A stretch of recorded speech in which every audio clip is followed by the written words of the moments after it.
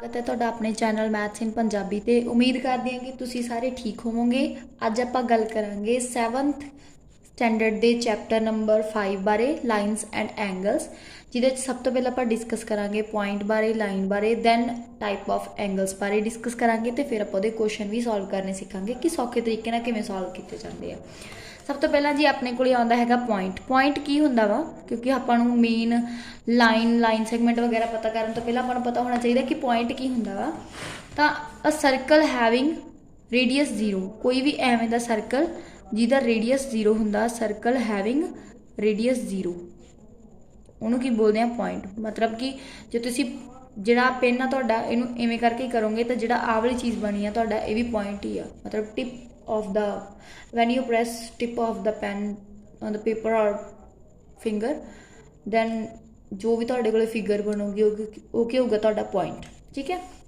Second आउंदी है जी line. Line की हुंदी आ अपने कोले कोई भी मान लो तुहाडे कोले एक स्ट्रेट कर्व जिहड़ी कि जिहदा कोई एंड पॉइंट नहीं हैगा।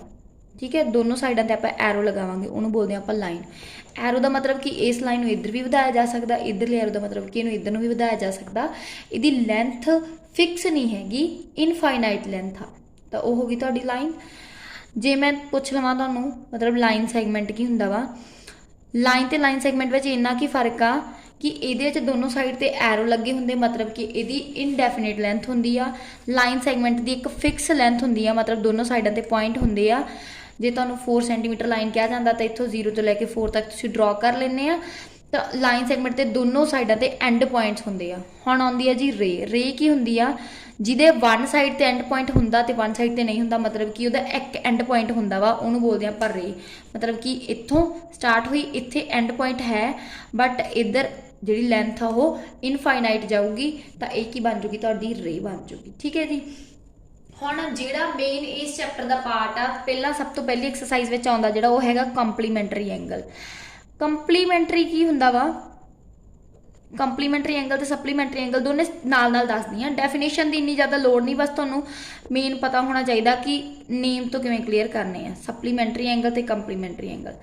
कंप्लीमेंटरी एंगल सी पहला आती है, यदा मतलब 90 डिग्री पहला आऊगा। सी फॉर कंप्लीमेंटरी तो सी पहला आती तो 90 डिग्री। एस बाद आती है तो 180 भी बाद आता वा। तो तुसीं इवें लर्न कर सकते हो, C for complementary, S for supplementary. C पहला आती तो 90 डिग्री पहला आता, इधरों एस पहला आती है तो एस बाद आती है तो 180 बाद आता। ठीक है।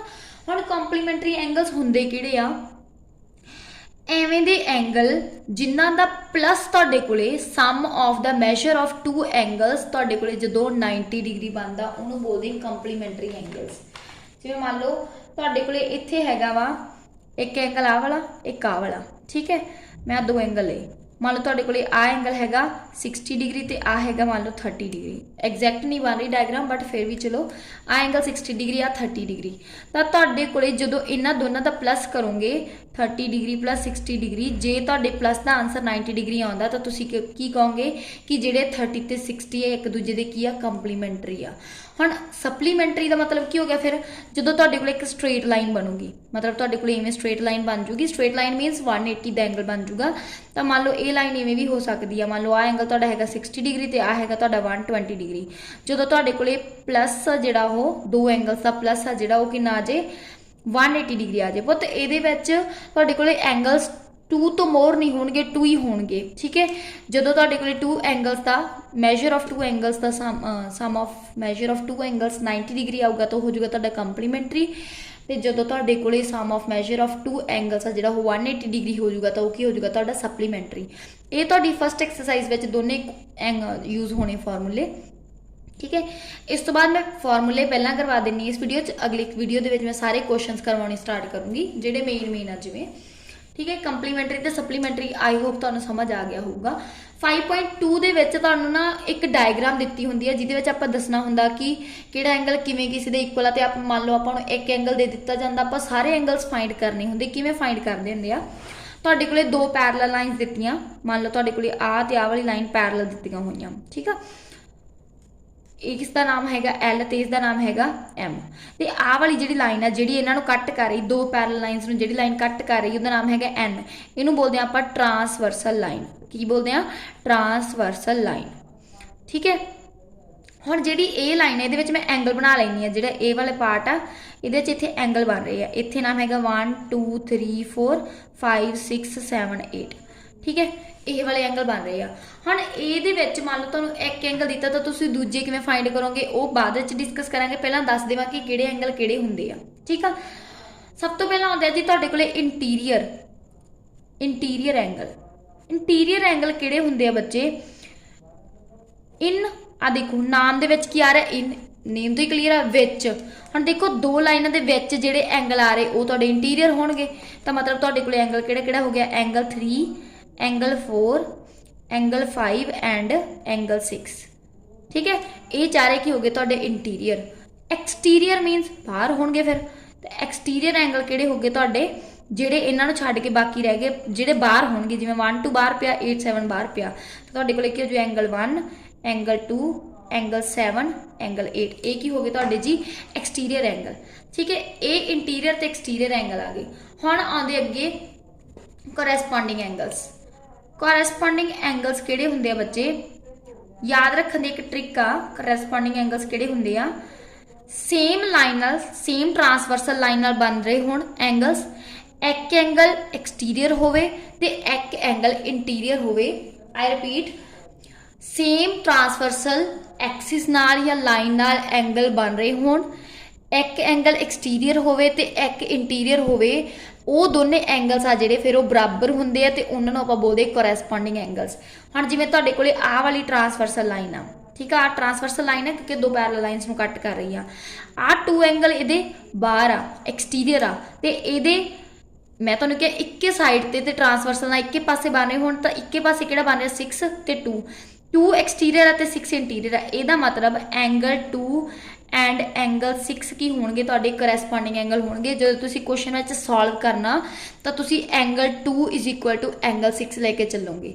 ਦੂਜਾ ਪੇਅਰ ਕੀ ਬਣੂਗਾ? Angle 1 = angle 5, angle 1 and angle 5 ਇਹ ਦੋਨੇ ਕੋਰੈਸਪੋਂਡਿੰਗ ਹੋਣਗੇ। ਤੀਜਾ angle 3 angle 7, angle 3 and angle 7, ਤੇ ਚੌਥਾ ਕਿਹੜਾ ਹੋ ਗਿਆ ਜੀ ਤੁਹਾਡਾ? ਐਂਗਲ 4 ਤੇ ਐਂਗਲ 8, ਐਂਗਲ 4 ਐਂਡ ਐਂਗਲ 8, ਠੀਕ ਆ। ਹਾਂਜੀ, ਹੁਣ ਆਪਾਂ ਹੁਣ ਇੰਟੀਰੀਅਰ ਐਂਗਲ ਕੀਤੇ। ਜਦੋਂ ਤੁਹਾਡੇ ਕੋਲੇ ਦੋਨੇ ਇੰਟੀਰੀਅਰ ਟਰਾਂਸਵਰਸਲ ਸਾਈਡ ਆ ਜਿਹੜੀ ਟਰਾਂਸਵਰਸਲ ਲਾਈਨ ਦੇ ਇੱਕੇ ਪਾਸੇ ਹੋਣ ਤਾਂ ਉਹਨਾਂ ਦਾ ਪਲੱਸ ਆਲਵੇਜ਼ ਕੀ ਹੁੰਦਾ ਵਾ? 180 ਡਿਗਰੀ ਹੁੰਦਾ। ਮਤਲਬ ਕਿ ਤੁਹਾਡੇ ਕੋਲੇ ਐਂਗਲ 4 ਪਲੱਸ ਐਂਗਲ 5 ਜਦੋਂ ਤੁਹਾਡੇ ਕੋਲੇ 180 ਡਿਗਰੀ ਹੋਊਗਾ ਤਾਂ ਉਹਨਾਂ ਨੂੰ ਆਪਾਂ ਬੋਲਦੇ ਹਾਂ ਕੋ ਇੰਟੀਰੀਅਰ ਐਂਗਲ। ਕੀ ਬੋਲਦੇ ਹਾਂ? ਕੋ ਇੰਟੀਰੀਅਰ ਐਂਗਲਸ। ਉਵੇਂ ਇੱਧਰ ਐਂਗਲ 3 ਪਲੱਸ ਐਂਗਲ 6 ਵੀ ਕੀ ਹੋਊਗਾ? 180 ਡਿਗਰੀ। ਇੱਕ ਹੋਰ ਚੀਜ਼, ਜੇ ਤੁਹਾਡੇ ਕੋਲੇ ਇਹ ਪਲੱਸ ਦੋਨਾਂ ਦਾ 180 ਨਹੀਂ ਆਉਂਦਾ, ਇਹਦਾ ਮਤਲਬ ਤੁਹਾਡੇ ਕੋਲੇ ਜਿਹੜੀਆਂ ਇਹ ਦੋਨੋਂ ਲਾਈਨਸ ਆ ਉਹ ਪੈਰਲਲ ਨਹੀਂ ਹੋਣਗੀਆਂ, ਉਹ ਕਿਤੇ ਨਾ ਕਿਤੇ ਜਾ ਕੇ ਮੀਟ ਕਰ ਜਾਣਗੀਆਂ, ਠੀਕ ਹੈ। ਇਹ ਕੁਐਸਚਨ ਤੁਹਾਡਾ 6th ਕੁਐਸਚਨ ਆ 5.2 ਦਾ ਆਈ ਥਿੰਕ, ਠੀਕ ਹੈ। ਉਹਦੇ ਵਿੱਚ ਤੁਹਾਡੇ ਤੋਂ ਪੁੱਛਿਆ ਜਾਂਦਾ ਕਿ ਇਹ ਤੁਹਾਡੇ ਕੋਲੇ ਪੈਰਲਲ ਹੈਗੀਆਂ ਲਾਈਨਸ ਕਿ ਨਹੀਂ ਹੈਗੀਆਂ, ਤਾਂ ਤੁਸੀਂ ਇਵੇਂ ਈਜ਼ੀਲੀ ਫਾਈਂਡ ਕਰ ਸਕਦੇ ਹੋ ਕਿ ਜੇ ਤੁਹਾਡੇ ਕੋਲੇ ਜਿਹੜੇ ਕੋ ਇੰਟੀਰੀਅਰ ਐਂਗਲਸ ਆ ਉਹਨਾਂ ਦਾ ਪਲੱਸ 180 ਡਿਗਰੀ ਆ ਜਾਂਦਾ ਤਾਂ ਤੁਸੀਂ ਕਹਿ ਦੋਗੇ ਕਿ yes these lines are parallel, otherwise they are not parallel, ਠੀਕ ਹੈ। ਇੰਟੀਰੀਅਰ ਹੋ ਗਿਆ, ਐਕਸਟੀਰੀਅਰ ਹੋ ਗਿਆ, ਕੋਰੈਸਪੋਂਡਿੰਗ ਹੋ ਗਿਆ। ਅੱਗੇ ਆਉਂਦਾ ਜੀ ਵਰਟੀਕਲੀ ਆਪੋਜ਼ਿਟ। ਵਰਟੀਕਲੀ ਆਪੋਜ਼ਿਟ ਕਿਹੜੇ ਹੁੰਦੇ? ਮੈਂ ਇੱਥੇ ਲਿਖ ਦੇਣੀ, ਇੱਥੇ ਪੂਰਾ ਕਰ ਦੇਣੀ ਤਾਂ ਕਿ ਤੁਹਾਨੂੰ ਡਾਇਗਰਾਮ ਦੇਖਣ 'ਚ ਜ਼ਿਆਦਾ ਕਨਫਿਊਜ਼ਨ ਨਾ ਹੋਵੇ। ਅਗਲਾ ਹੈਗਾ ਵਰਟੀਕਲੀ ਆਪੋਜ਼ਿਟ ਐਂਗਲਸ। ਮੈਂ ਸ਼ਾਰਟ ਨੇਮ ਲਿਖ ਰਹੀ ਹਾਂ, ਤੁਸੀਂ ਨੇਮ ਤੇ ਨਹੀਂ ਜਾਣਾ, ਬਸ ਤੁਸੀਂ ਤੁਹਾਡਾ ਮੇਨ ਮੋਟਿਵ ਤਾਂ ਸਮਝਣਾ ਨਾ। ਵਰਟੀਕਲੀ ਆਪੋਜ਼ਿਟ ਕਿਹੜੇ ਹੁੰਦੇ? ਜਿਹੜੇ ਕ੍ਰਾਸ ਬਣਾਉਂਦੇ ਆ। ਜਦੋਂ ਤੁਹਾਡੇ ਕੋਲੇ ਇਵੇਂ ਕ੍ਰਾਸ ਬਣ ਰਿਹਾ ਐਂਗਲ, ਜਿਹੜਾ ਇਧਰਲੇ ਕ੍ਰਾਸ ਦੇ ਸਾਹਮਣੇ ਆ ਆਪੋਜ਼ਿਟ ਹੋਣ, ਠੀਕ ਹੈ, ਉਵੇਂ ਆਹ ਵਾਲਾ ਇਹਦੇ ਹੋਊਗਾ। ਹੁਣ ਆਪਾਂ ਦੇਖੀਏ ਆਹ ਵਾਲਾ ਇੱਥੇ ਕ੍ਰਾਸ ਬਣ ਰਿਹਾ ਤਾਂ ਐਂਗਲ 2 ਦਾ ਵਰਟੀਕਲੀ ਆਪੋਜ਼ਿਟ ਕੀ ਹੋ ਗਿਆ? ਐਂਗਲ 4। ਐਂਗਲ 1 ਦਾ ਵਰਟੀਕਲੀ ਆਪੋਜ਼ਿਟ ਕੀ ਹੋ ਗਿਆ? ਐਂਗਲ 3। ਐਂਗਲ 5 ਦਾ ਵਰਟੀਕਲੀ ਆਪੋਜ਼ਿਟ ਕੀ ਹੋ ਗਿਆ? ਐਂਗਲ 7। ਤੇ ਐਂਗਲ 6 ਦਾ ਵਰਟੀਕਲੀ ਆਪੋਜ਼ਿਟ ਕੀ ਹੋ ਗਿਆ? ਐਂਗਲ 8। ਮਤਲਬ ਕਿ ਇਹਦੇ ਸਾਹਮਣੇ ਇਹ ਵਾਲਾ, ਇਹਦੇ ਸਾਹਮਣੇ ਇਹ ਵਾਲਾ, ਇਹਦੇ ਸਾਹਮਣੇ ਇਹ ਵਾਲਾ, ਇਹਦੇ ਸਾਹਮਣੇ ਇਹ ਵਾਲਾ, ਇਹ ਕੀ ਹੋ ਗਏ ਤੁਹਾਡੇ ਵਰਟੀਕਲੀ ਆਪੋਜ਼ਿਟ ਐਂਗਲ, ਠੀਕ ਹੈ ਜੀ। ਅੱਗੇ ਰਹਿ ਗਿਆ ਆਪਣਾ alternate interior angle. Alternate interior angle ਕੀ ਹੁੰਦਾ? ਅਲਟਰਨੇਟ ਮਤਲਬ Z ਬਣਾ ਰਹੇ ਹੋਣ। ਜਿਵੇਂ ਮੰਨ ਲਓ ਤੁਹਾਡੇ ਕੋਲ ਆ Z ਬਣ ਰਹੀ ਆ, ਠੀਕ ਹੈ, ਆ Z ਬਣ ਰਹੀ ਹੈ ਨਾ, ਦੇਖੋ ਮੈਂ ਇੱਥੇ ਥੋੜਾ ਡਾਰਕ ਕਰ ਦਿੰਦੀ ਆ, ਦੇਖੋ ਆ Z ਬਣ ਰਹੀ ਆ।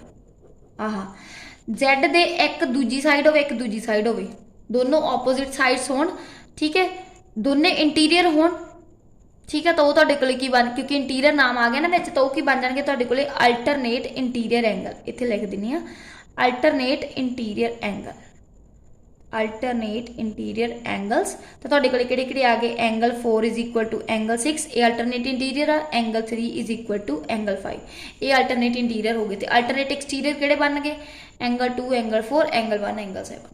ठीक है जी। ਇਹਦੇ ਨਾਲ ਹੀ ਆਪਣਾ ਇਹ ਵਾਲਾ ਟੌਪਿਕ ਆ ਜਿਹੜਾ ਜਿਹਦੇ ਚ ਜਸਟ ਫਾਰਮੂਲੇ ਆ ਉਹ ਕਵਰ ਹੁੰਦਾ ਵਾ। ਅਗਲੀ ਵੀਡੀਓ ਵਿੱਚ ਆਪਾਂ ਡਿਸਕਸ ਕਰਾਂਗੇ ਕੁਐਸਚਨਸ ਬਾਰੇ। ਠੀਕ ਹੈ ਜੀ। Thank you so much.